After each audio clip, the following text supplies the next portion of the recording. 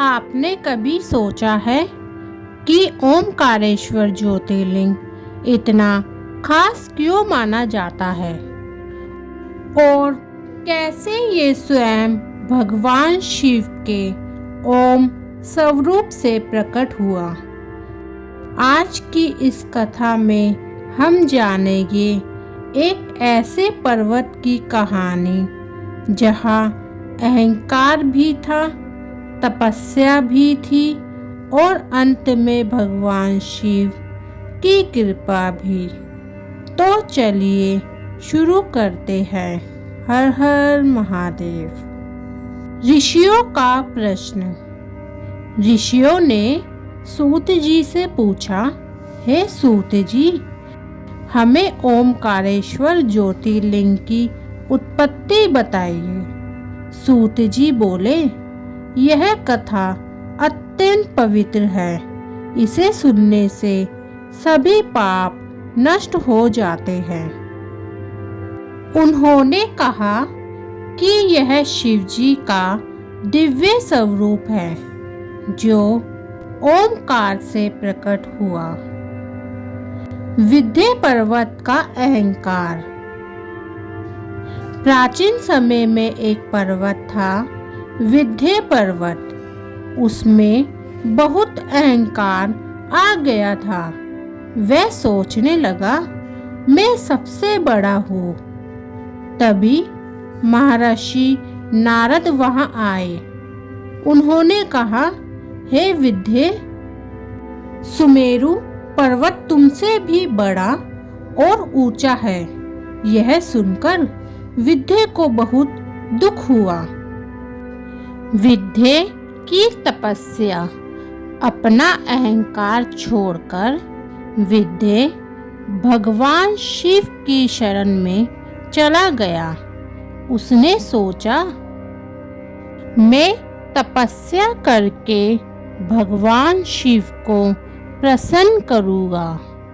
विंध्य ने मिट्टी से शिवलिंग बनाकर पूजा शुरू की।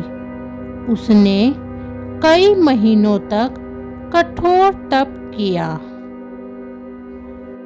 भगवान शिव का प्रकट होना। विंध्य की भक्ति देखकर भगवान शिव प्रसन्न हो गए।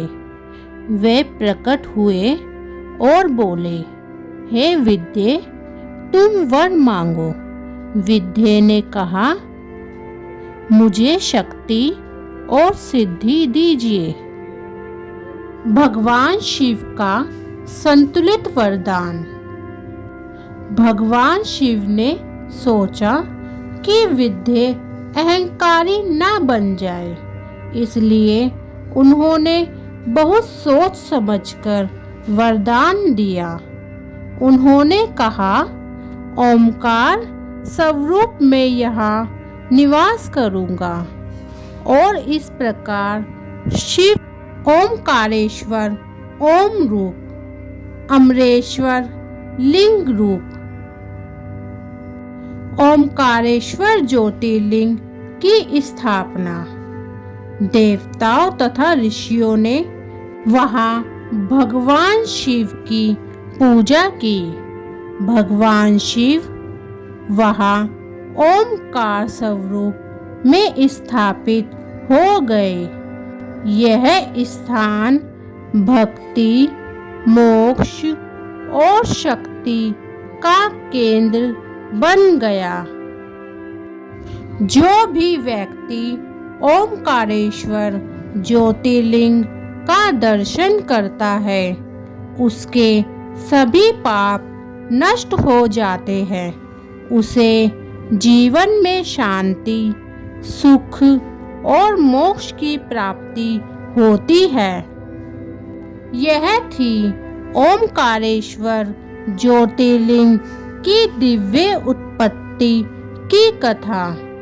अगर आपको ये वीडियो पसंद आई हो तो लाइक और सब्सक्राइब जरूर करें।